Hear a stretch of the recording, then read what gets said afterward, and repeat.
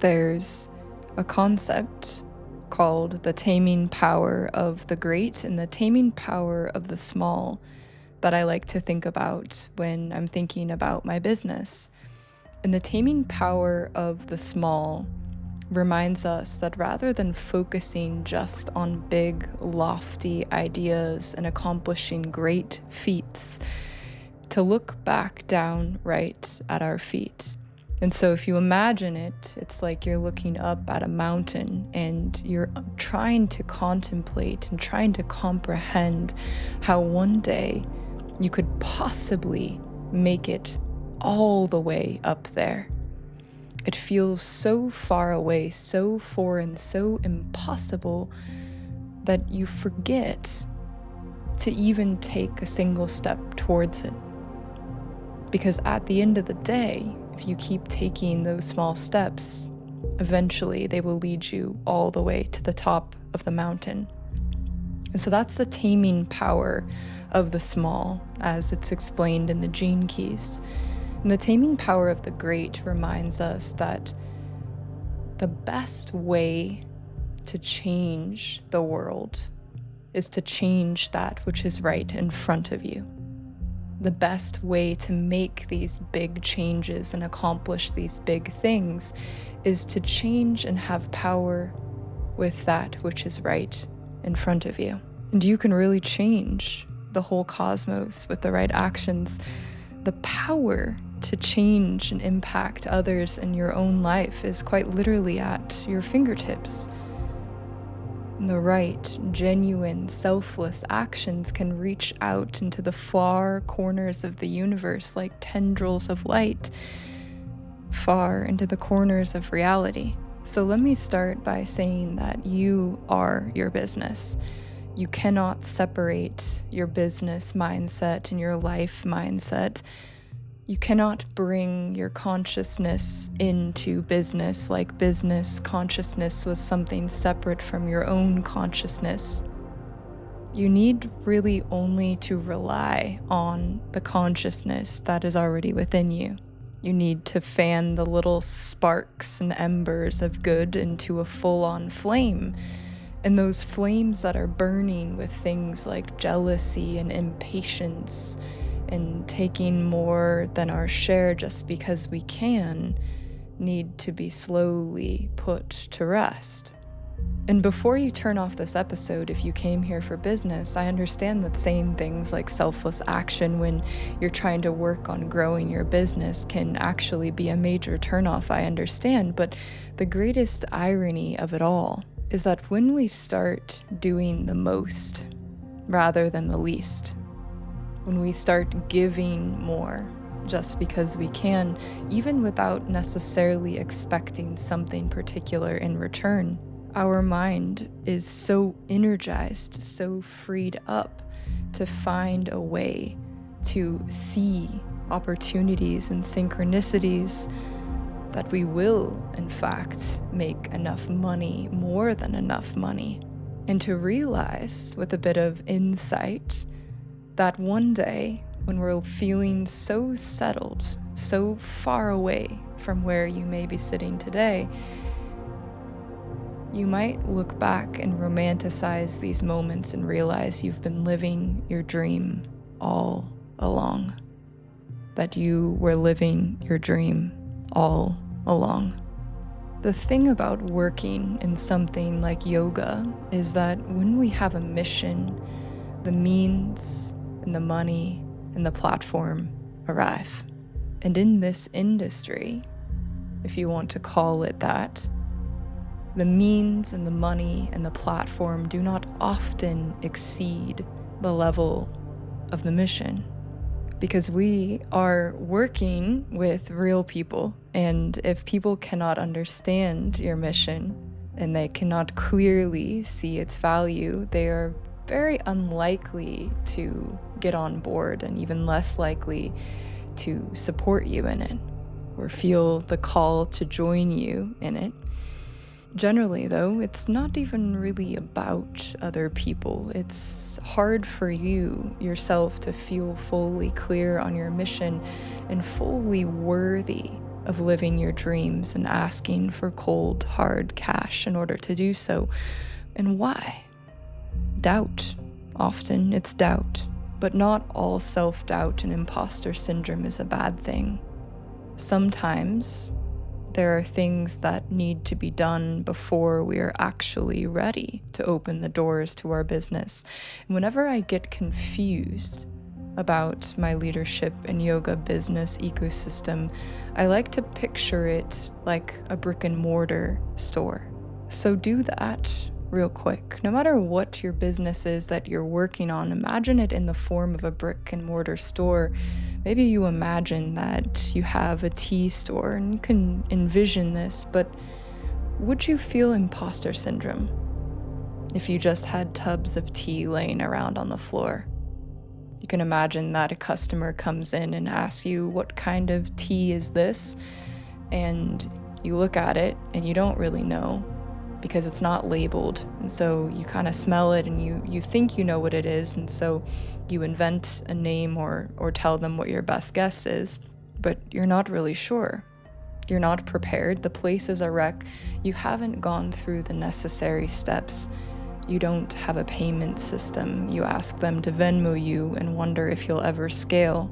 Yeah, you better feel some imposter syndrome in these moments because only actual imposters never feel imposter syndrome. So feeling imposter syndrome and feeling not ready yet does not mean that you are an imposter. It means that you are refining your craft. You are refining your business. And day by day, you'll take steps towards feeling like a true business owner. And even once you are prepared and you have customers come in, you still might feel like you are taking steps towards feeling like a business owner. But one day, you might look at what you've created. You might look at what you've built. You might step back and say, "Ah, yes, this is good. If I could do this, what else could be possible?" And you already know the answer to that question. It's anything. That right there is the real magic trick and joy in growing your business. Today, on the Leadership and Yoga podcast, business and moral ambition.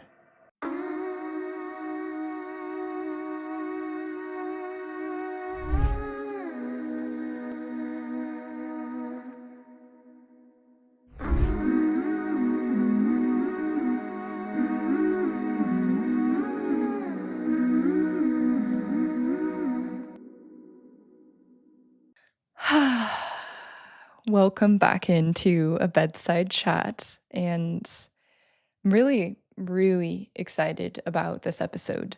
I know I feel like I say that about every single episode, but about this one especially because the roots and foundation of this podcast was to address exactly these kind of topics in a real and a vulnerable and a genuine way. So that's what I'm here to do with you today. And this is not going to be any sort of a get rich quick business episode. It's really going to be business with heart and moral ambition, which I'll explain to you what is moral ambition exactly. But as I've just mentioned to you in the introduction, this idea of mission is really, really important. It's the basis of all of this. And so while today we're not going to get into your mission per se, there's another episode that you can queue up right after this one, which is on specifically writing and getting clear on your mission, which will change. So it's really good to actually check back in and do some of the practices that I share in that episode.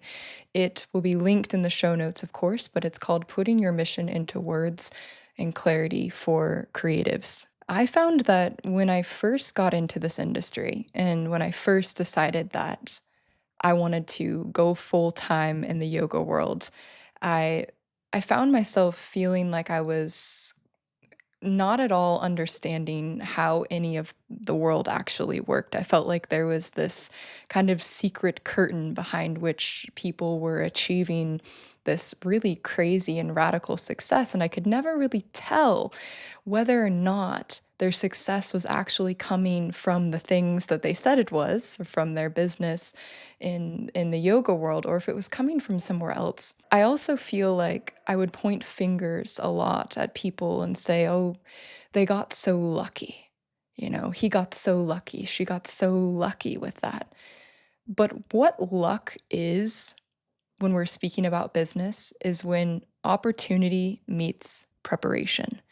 So today's episode is really about that preparation. It's about the nuts and bolts and sort of the bones of your business so that way when an opportunity arises, you will have built the foundation. You will be standing in a place and feeling in a state in which you can see the opportunity and in which you can really use the opportunity to impact not only yourself but other people along the way, which is sometimes we lose sight of that. I think that's why all of us have really started wanting to teach yoga and to work in all of this, is because we were so touched and we were so moved by somebody else who was doing that for us, that we wanted to share that same feeling with other people. And that's why I'm here, at least. So I know that there's probably a part of you that feels very similarly to that. So, in short, today, we're going to talk about the preparation side of things. I will share some of my own examples of when the opportunity strikes, which is fun. It's the synchronicities, it's the unbelievable moments. But inside of this idea of preparation, we're going to talk about four things. We're going to talk about how to have the energy to make progress in your business. So we'll talk about progress. Number two, we're going to talk about how to create successful offers for moral ambition, not just personal gain. So, offers. Number three, money, how much you can make with your business, and also how much you will likely spend on your business as well, demystifying all of that.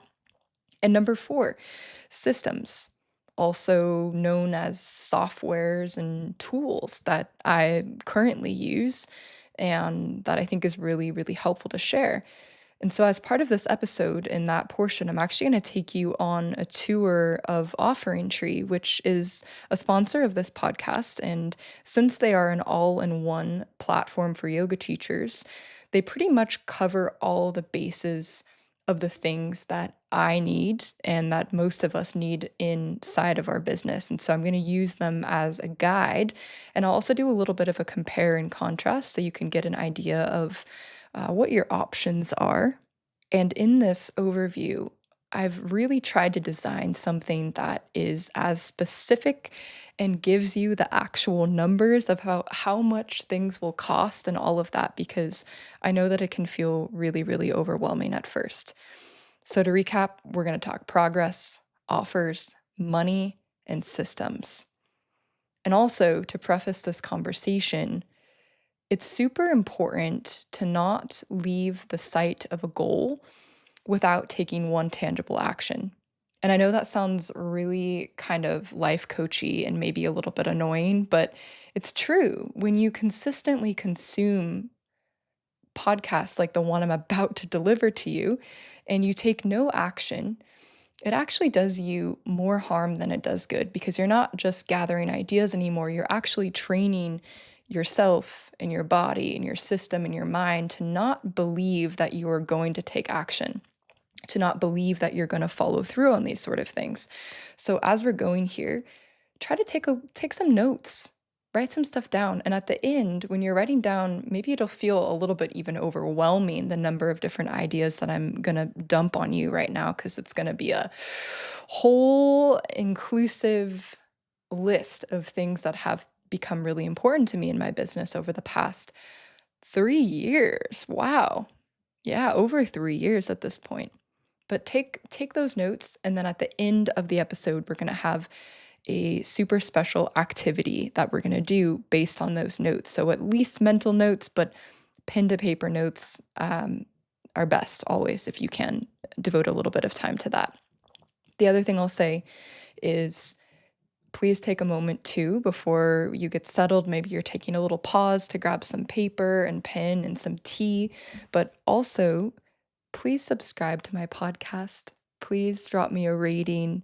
please share this with another yoga teacher friend or a studio owner or somebody else because you guys are the momentum for this podcast. Without you, I would not be sitting here and being able to do and devote any of my time to this. And I really believe that yoga teachers are well positioned to have massive impact on the world in the time that we get to spend with our students and how much we really care. So this work is really important to me and I would appreciate your support in that way.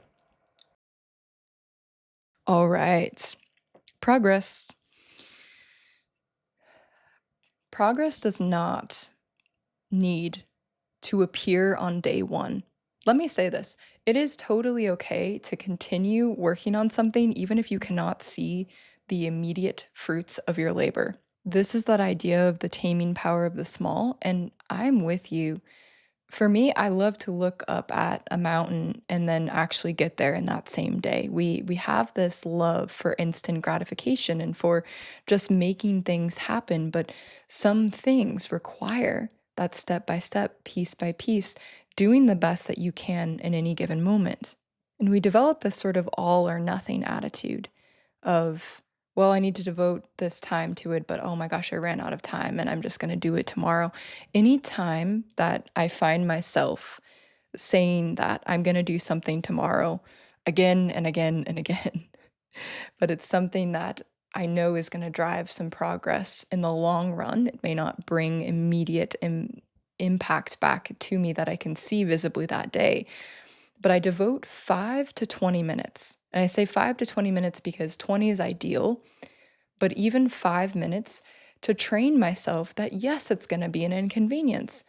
If I keep not allowing time to work on the things that are really going to move the needle in the long run and I allow myself to exist in this state of busy work and just trying to get through the week with all of my usual tasks, then it is going to be an inconvenience because I'm still going to sit down and I'm going to open back up my laptop for 5 minutes and I'm going to work on that thing instead of saying I'm going to do it tomorrow. And it's going to feel like this waste of time.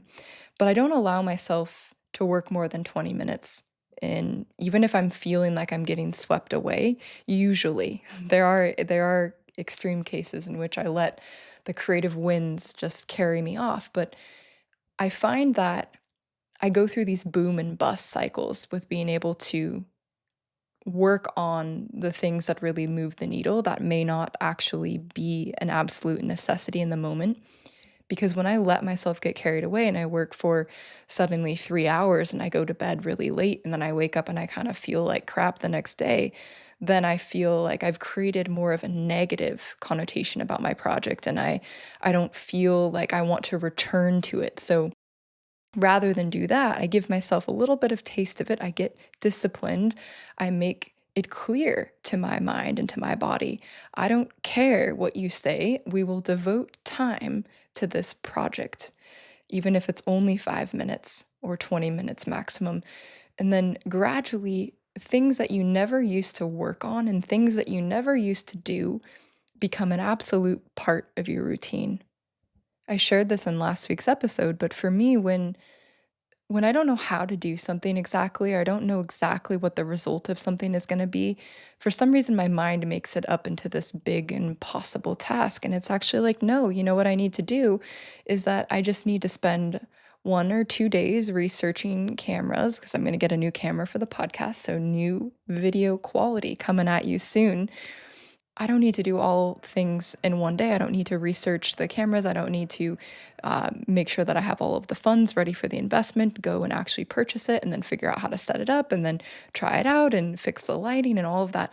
Those are step by step. Those are the moments where you're looking down at your feet and you're doing one of those things every day or every other day. And I've found that when you look at examples of humans that have done extraordinary things and other yoga teachers who are wildly successful and wonderful people, is that they're really good at solving problems. They have mastered the ability to allocate energy and patience towards problem solving. Perfect example is that I just finished reading David Swenson's book. I'm actually going to interview him again. I'm really excited to interview him again.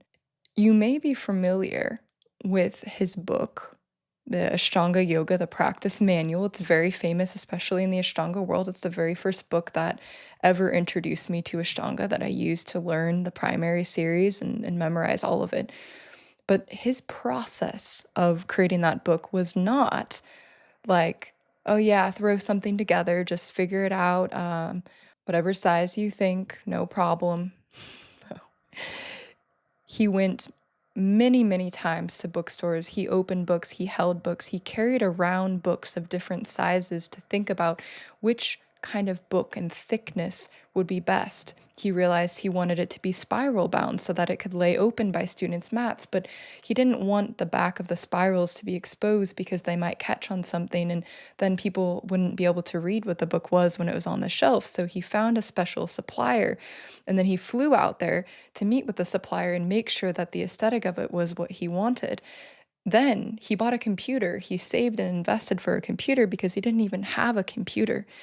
He had drawn out what he wanted and he taught himself how to use the program to drag and drop. And I could go on and on and on about that process, but it's being able to devote your energy to this constant process of problem solving and figuring things out. That's what brings true progress. That's what separates an ordinary, smaller, average impact from an extraordinary feat. And so I know I've just given a really specific example and we're going to talk about offers, but before we get into actual offers that you will be creating in your business, I recommend if you're trying to figure out why you're not experiencing the progress that you would like to see, and this is advice for myself, it's actually something that I've recently scheduled on my calendar to do more frequently, is to sit back and actually look at all of my ideas. And I like to look for things that I could improve in my business based on the three S's, which is a concept that refers to looking for problems that are solvable, sizable, and sorely overlooked. So just the big obvious things that you kind of know that you should do because in the back of your mind you actually think it's going to change the entire outcome of all the things that you're going to do. And the thing about this is that I actually got that concept of the three S's from the book Moral Ambition. If we really believe in our message, if we really believe in what it is that we have to offer and share with the world, then we would do whatever it takes to get it out there. If we really care about our art, then we would refine and understand how we can share it with more people. Does that make sense? So, looking for things that are solvable, sizable, and sorely overlooked. This does not mean getting overwhelmed with nitty gritty details. It means like the big, I forget that expression in English, but where you basically face palm moment, I guess you could say. How could I have missed it? How could it have taken me this long to finally do it? Like Exhibit A, get a better camera after almost 3 years of podcasting, but that's beside the point. Offers. What kind of offers can you have in your business? A reframe that I had recently, because we always hear all the time this idea of speaking to people's pain points. But I want to clarify here that I think that we should be aiming to speak to pain points that people already know that they have, not ones that are invented. We're not trying to give people more problems. Does that make sense also? Because I think this is something that happens in kind of the darker sides of the wellness industry and especially the beauty industry where we end up being given problems and things about ourselves that we need to quote unquote fix, where beforehand we might have been feeling like everything was going pretty well. And this definition of moral ambition is being ambitious to do good. And I want us to talk about this right at the start of creating our offers so that we don't lose track of this.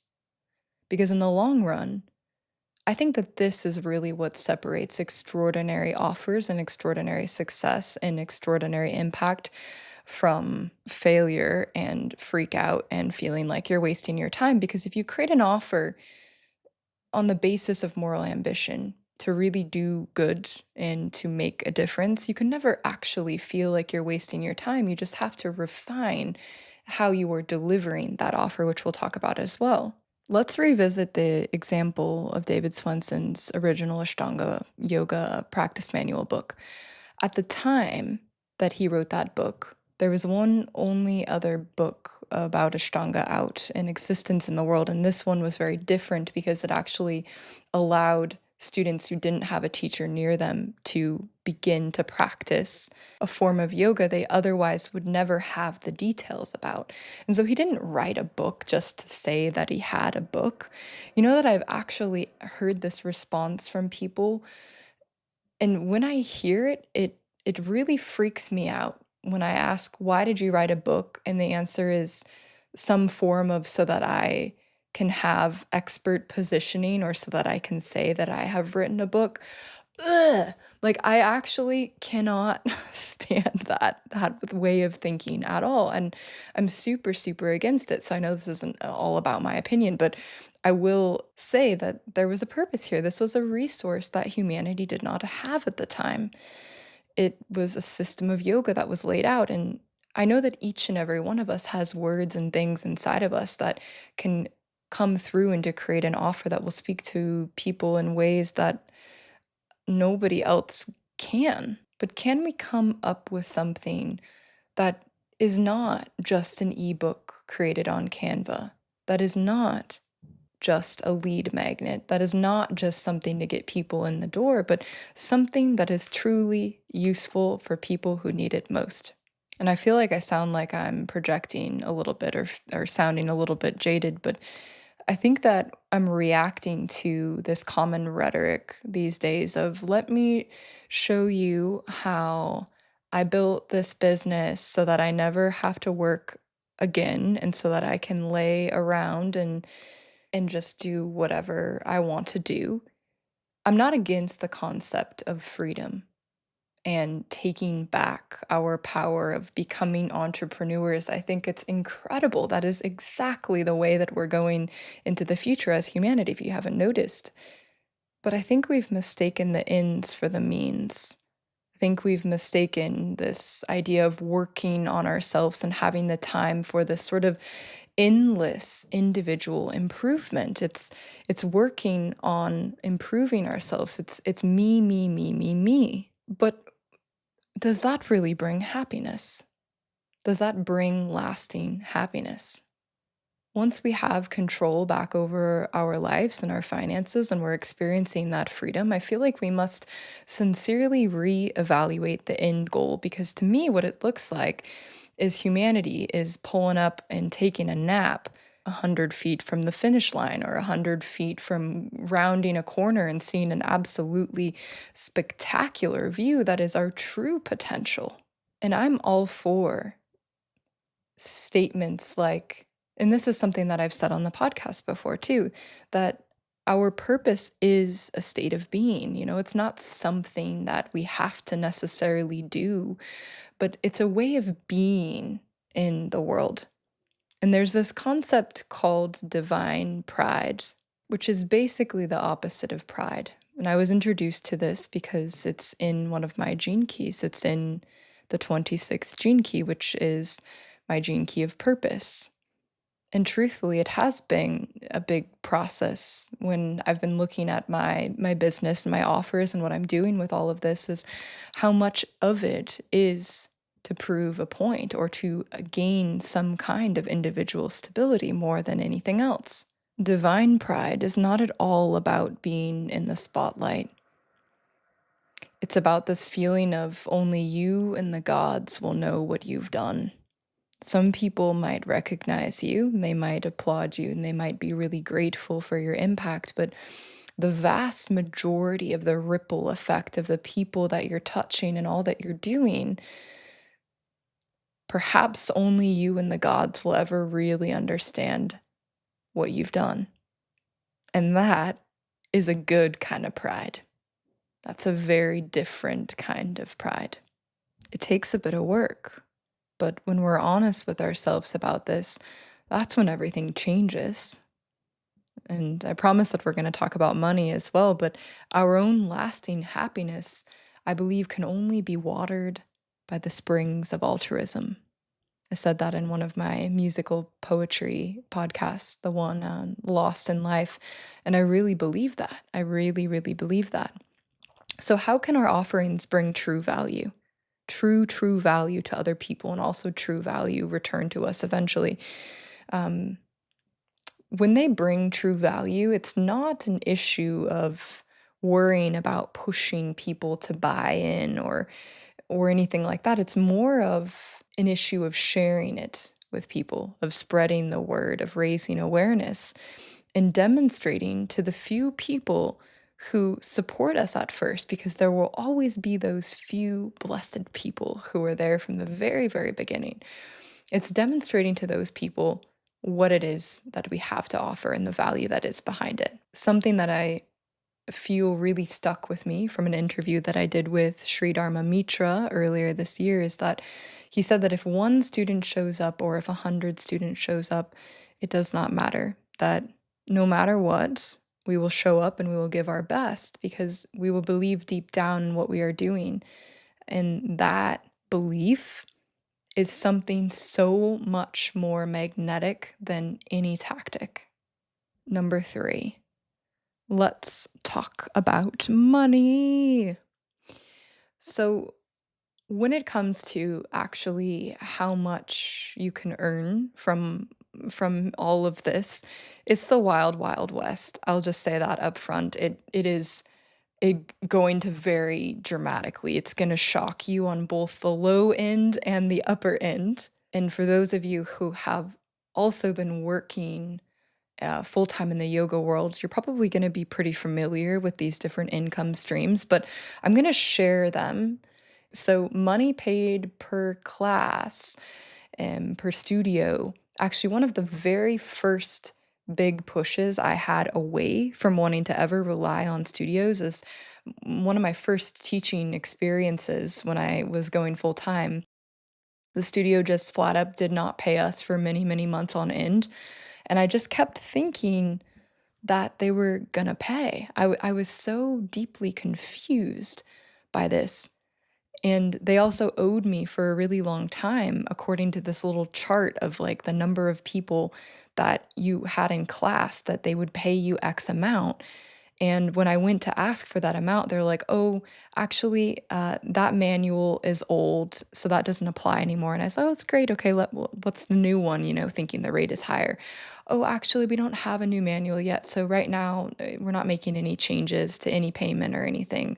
The studio owner is working, quote unquote, working on the new schedule. I did not ever get that back pay, but I did eventually get my lower rate wages turned into me. But that experience was the first thing that set me like, nope, I don't want to be dependent on anyone or anything else. And luckily, since then, the studios that I've worked with have paid me really fairly and actually allowed me a lot of times to turn around those wages that I was earning teaching yoga and directly turn them into studio time for podcasting.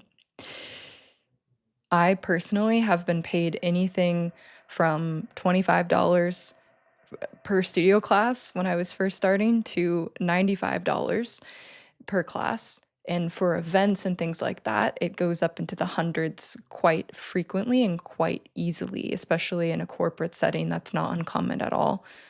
The best way, of course, to negotiate those wages is the minute that you're signing up, because it's a lot harder once you're on to ask for what you want when they already know that you're going to work for another amount, in my experience. When you're telling people what your rates are, I like the approach of this is my rate, blah. Wait and see what they say. If you need to backpedal a little bit at that point, you're going to be able to backpedal. If you're really, really excited about the opportunity and you're afraid of coming off too intensely, you can always put the ball back in their court and say, "This is my rate, but I'm really excited about working with you. So, what is your budget? What did you have in mind?" And that kind of allows. It's a little bit of a less aggressive tactic. Another source of income that I want to demystify is money coming in from social media, and you can also have this directly per stream on something like YouTube, TikTok, and these sort of bonuses. But in terms of sponsored placements, I personally, for creating and posting reels for brands, have been paid per reel between $650, I believe, on the low end, and $800 on the high end. But I do know many confirmed cases of that number skyrocketing up into 10,000 and even $20,000 for one singular reel. And while that case of platform varies dramatically, that is not to say that every single big creator is earning that kind of money. When I have gotten these offers, it's been a preparation meets opportunity sort of thing. It has been people reaching out to me who are frequent consumers of my content and who like it, and who happen to also work for some kind of user generated influencer brand collaboration agencies. So, for most of the time, and for most of us, it is going to be extremely more lucrative to sell your own offers, because there's this sort of hierarchy of where value or where money is able to accrue, especially in the social media world. And at the media level, where you're just creating content, there isn't actually as much money that can come in there, especially for most of us in the beginning, because there's not actually that much risk beyond feeling cringe in terms of posting yourself on social media. But when you actually start to create something of value and you start to develop an offer, you're investing more of your time and your resources. There's higher risk, there's higher reward. And I'm going to link a video in the show notes on um, basically the ways that social media is misunderstood. That was really helpful for me. If you want to learn more about this, I think it's a great resource. So if you've noticed, I've grouped those first two together because they are outside sources that are paying you. And while that is, I guess, in a way, an offer or a way to earn money, it's not something that you specifically and individually have created. So I'm going to tell you what I've done for my own offers. I've had courses that I have run, I've had retreats, and I've also created a physical hard copy guided journal. And in terms of the courses that I've run courses explaining and teaching things that I've learned in the yoga business world. It was a program called Off the Mat Mastery, which I no longer run. And I also had another course on starting a podcast that was called the Podcast Launchpad that I also am currently no longer running. And the reason why is because I realized that running those kind of programs, you use a lot of your energy and your resources to help other people get up off of the ground, which is a beautiful thing to do. But I wanted to devote and reinvest all of that energy into my podcast. And this year has really been an investment year for me in the podcast. But in terms of things that have absolutely kept me afloat and have been extremely meaningful, the courses are an absolute highlight in terms of my offerings. The retreats as well, in many ways, the most life changing work I've ever taken on. I like to think about theming my retreats always and pulling people through sort of an experience. And you will see all different kinds of price points and ideas for retreats. And many times, actually, my husband said this to me. He's like, wow, it's really cool to be a big fan of a yoga person because, unlike being a big fan of a musician or artist that are sort of unreachable, you can actually go to their retreat and you can learn from them and you can hang out with them and you can become friends with them. Absolutely. And at the end of the day, when I think about experiences that I've gone to in order to be around people who have inspired me, it is absolutely to be around their energy and the just the entire vibe that they give off, their frequency, their light, their way of seeing the world, because it makes me see things in myself and feel things, feel that things are possible for me that I otherwise never would have felt are possible. I actually have an entire episode on hosting a yoga retreat. I've actually have multiple of them of all the things to think about in terms of earnings for retreats. My final offer that I have, of course, the guided journals, the ritual of writing journal, has been a nice little secondary source of income That's not like having written a full book, but there's lots of different things like this that are sort of these different tiers of ways that people can work with you, and different tiers of ways that you can share your knowledge with the world. I like to think of it kind of like the little entry level ones for people who have a smaller budget, and then you've got sort of the mid level experiences, and then you have these all in life changing high level offers for people who really see the value that you have to share with the world. So, the other question to ask about money is how much money does it cost to actually run your business? And this is where we're going to talk about the systems. Part four, the systems and resources, tools, if you will, that you can have in place to grow your business so that your business is working. And hang with me because this is definitely the more tangible, technical part of the episode. I want us to think about when we're building out our systems, especially the ones that are going to be facing students, facing clients, things that are professional for us and accessible for us at the same time. And so I'm going to use Offering Tree as the example for that reason, because I'm really a fan of businesses that work for us, especially as solopreneurs, solo yogi-preneurs that we are, because we've got to have somebody give us a chance to get started. And that's such a beautiful gift to have something that is actually accessible.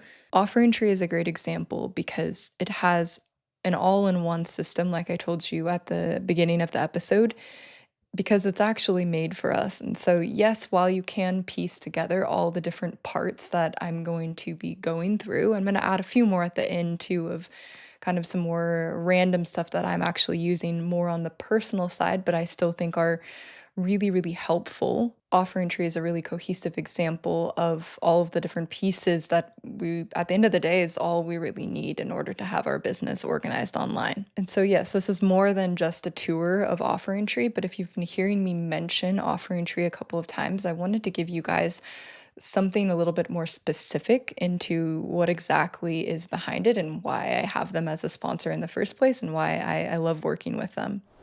Let me also just interrupt myself to say that Offering Tree is giving the Leadership and Yoga fam a free trial if you just use the link that is in the show notes. And this is a great way if you want to even play around with these things as we're talking about them and to see all of these different functions in one place in terms of how it might look like to have your business online or organized in a new way, better way perhaps than before, with no strings attached. So that's always there for you in the show notes if you want to do that. When we think about what systems are actually necessary, it is about thinking about all the little bits and pieces that we need in order for our business to be running smoothly. I am not a fan of having systems in place just to have systems and making sort of business work, busy work for ourselves and sort of creating endless ways of tracking things. That is not at all my vibe. I'm a very much a bare minimum sort of person when it comes to systems.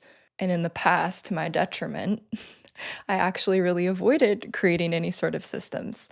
And I remember once I was talking to a business coach of mine that I had a couple of years back, and I was talking to him about all of the different prices of different subscriptions and things like that that I wanted, and how I was trying to save money by using Venmo for my first retreat instead of a payment link that was compatible with credit cards. And he was like, you cannot avoid building systems in order to avoid spending money. It takes money to make money.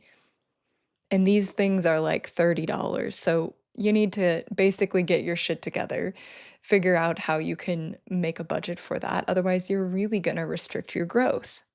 And while there's a really big difference between just blindly throwing money at things and being like, yeah, abundance mindset, it'll pay off in the long run, and actually looking critically at something and say, okay, do I need this? Okay, I need this. What's my best option?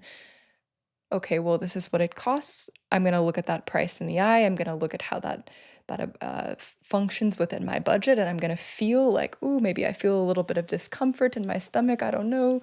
I don't know if I want to be responsible for this sort of upgrade in my business and also this additional payment, but I'm gonna feel that discomfort, and I'm gonna remind myself that I've got a business to build and I've got a mission to fulfill, and I'm gonna get started. So I'd recommend doing your research, and I've tried to do a bit of the research for you and explaining at least the platforms and things that I have experience with. But go all in and commit rather than paying things that you don't actually use or forever putting off paying any sort of system. So let's talk about how much all of this actually costs. Offering Tree is $35 per month for the monthly plans, or $26 per month if you're on an annual plan. So you could say it's $312 per year. And among the things that Offering Tree includes is a website, which we know is kind of like step A of all of this that we're doing.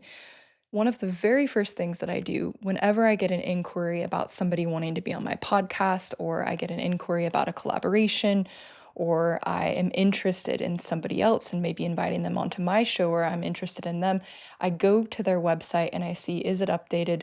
What is here? What's going on? Who is this person? And if I find some haphazard thing that doesn't even work, or it's super outdated, or I'm incredibly confused by all the different things that are going on, my mind just immediately goes like, nope, I don't have time for this. And I stress this because our websites not only need to be built, they need to be maintained and they need to be updated. I know so many people who are not able to update their own website, and they've hired really nice designers to do all of that, but they have to continue to pay those people, and it can be kind of a daunting task. And with software like Offering Tree, they have an easy to build website builder that you do yourself and that you also maintain yourself. If you already have a website on another platform, you can also use Offering Tree integrated with that other website. To give you an idea of what other common website builders cost, say probably one of the other popular ones is Squarespace. It's the one that I'm super familiar with. Their business subscription monthly starts at $33 per month, and the commerce, if you want to sell offers and if you want to have people sign up, at $40 per month plus a $5 extra charge to be able to send emails and collect a mailing list, which is important, but I'm going to talk about that in the section on marketing. In addition to a website, you will need a way for booking and payments and also accounting software. You may be going the route of spreadsheets or the route of, well, it doesn't really matter yet.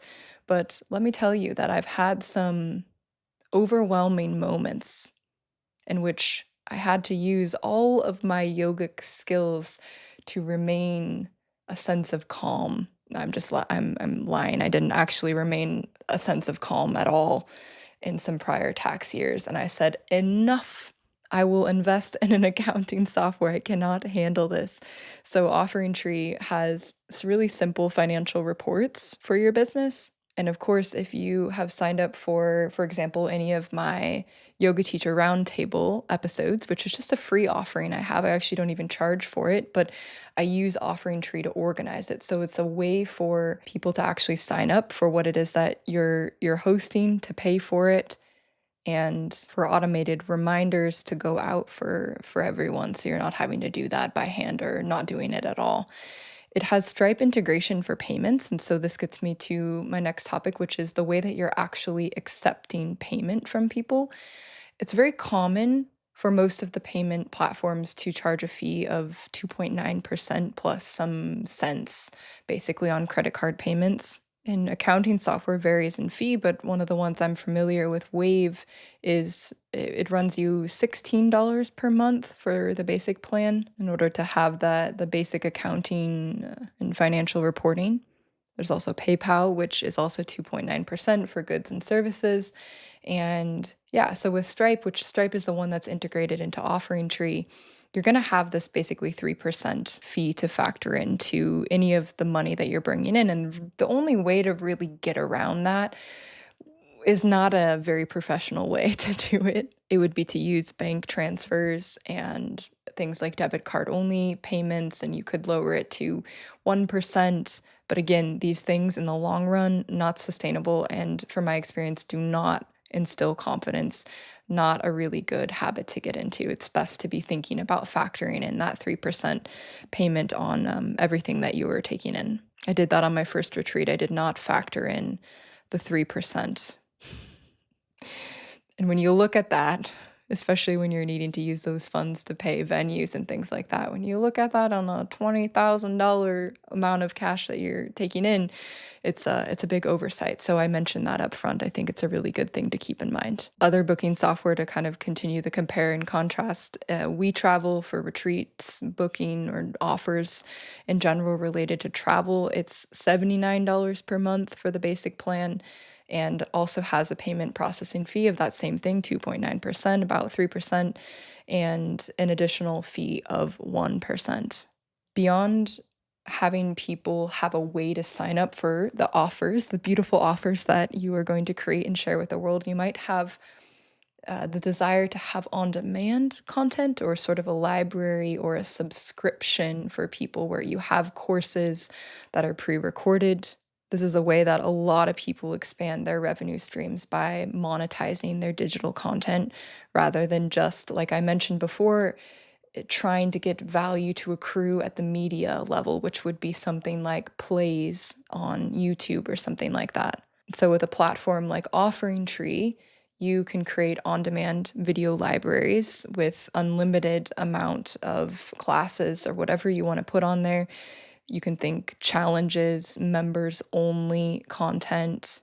Your other options for something like that can be things like Playbook and Uscreen, which Playbook keeps 20% of your earnings forever, and Uscreen starts at $149 per month for your online library and all of that setup. And the final thing that I think is really important to consider is, again, how you are reaching people, how you're spreading the word, essentially, marketing your mailing list, customer tracking, and outreach. On Offering Tree, you can create your email list, you can mail them. You don't have to mail them too often.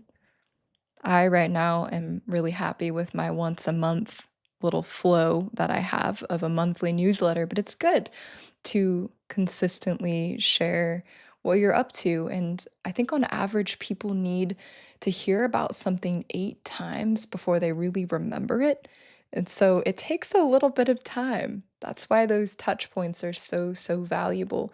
You can also have a blog on Offering Tree. I'm all about blogs and things like that in long form, because there's this concept called 7-11-4, which comes from the book called Oversubscribed, which is a business book that I enjoyed reading, actually. And the idea is that people need to be able to binge your content in order to know and like and trust you. They need to have 7 hours of interaction with you across 11 different touch points in 4 different mediums, which basically means that they might spend the first 30 minutes consuming your Instagram and liking your reels, and then they might go and they might listen to your podcast, and then they might go and see that you are a writer also and have some long form materials to read. And then they might come to your class. And by that point, they're really going to know if they know, like, and trust you, or they never want to see you again. And I joke, but it's true. I think a lot of times we lack depth. We lack this additional way for people to feel connected with us. And that can easily be done through something like a newsletter, or through a blog. And finally, other platforms and things and systems that I use that I think might be of interest to you are CapCut for video editing. I've tried several different things, and I find that to be the best in terms of use. That runs about $20 a month for their pro plan. Riverside, that's how I record my virtual podcast and how I'm recording this podcast right now for you all. That one also a little bit over $20 per month. Epidemic Sounds is where I get all of my royalty-free music, which some of you have been asking about. Actually, I love spending time on there. It can be really useful too if you are creating yoga classes and you want to have music behind them. Spotify for Creators is where I host my podcast, and they've got a lot of neat tools on there in terms of looking at growth metrics.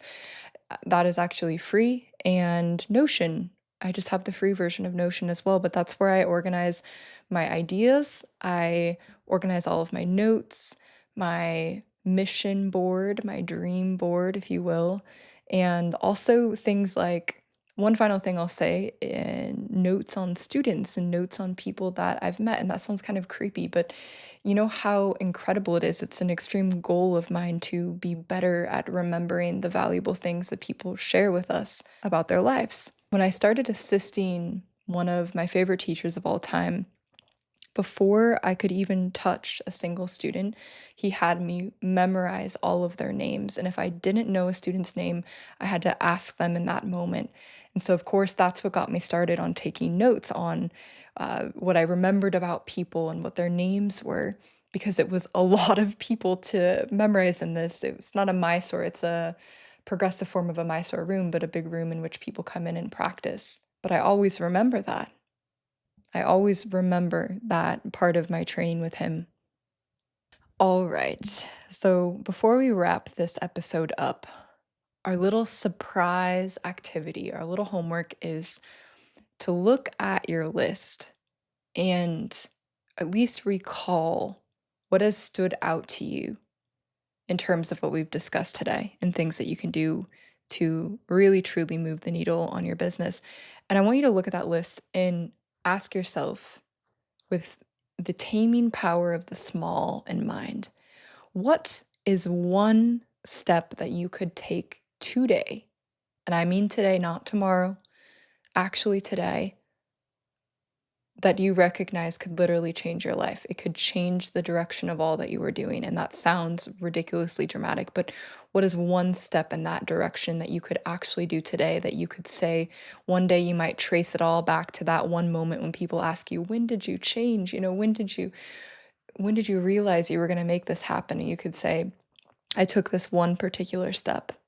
And it's not as simple as that, but we're symbolic beings. In some ways, it is actually as simple as that. So, what is that one step? Is it sending an email? Is it investing in yourself? Is it standing up and starting on something? Circle it and actually do it. I dare you, do it. Because the world needs your gifts and your voice more than ever before. I've told you that so many times, but don't forget it. Your dreams, your ideas, your missions are made for people like you, not for somebody older than you or wiser than you or richer than you or younger than you or who has more free time than you or is more naturally gifted with a better story. No, it is not by coincidence that you feel a calling towards certain things. And not only is your dream for people like you, but the mission behind it begins to be uncovered by you. It is orchestrated by you. You hold the key to bring whatever it is through into the world that you want to bring. It's not in magic potions or elixirs. It's not in following the exact path of the people who have come before you. If you're hung up on those sort of details, at a certain point, you're probably going to look back and realize that all that time, that approach was distracting you from your own unique talents. So if I can say one final little piece of business advice for those of us who want to do business with heart, is to stop with the FOMO and the fear of missing out and the shiny object syndrome and the get rich quick or the feeling inferior because things aren't going according to somebody else's timeline or how they've been done before. Maybe you do it like nobody else has done before. Maybe that would give you peace, but whatever you do, put your hands in the dirt like you wish to grow something of your own. Like you're not afraid to figure it out. Like you're not afraid to do whatever it takes. Like you're not afraid to get a little messy along the way. I believe in you. And don't forget that if you want a little bit more, you can follow this up with the podcast on getting clear on your mission, or perhaps my episode on 7 keys for teaching yoga that changes lives. And if you enjoyed, please support me by dropping a rating for this show, by subscribing to this show, and if you want to give me the biggest help of all, by sharing this show either with a friend or on social media. A special final thanks to my sponsor, offeringtree, for creating something that has a mission that I too can get behind, and also for supporting me and allowing me to spend the time that I do on bringing messages like this through to you. All the love and all the power to you. I'll catch you in the next episode. Ciao, ciao.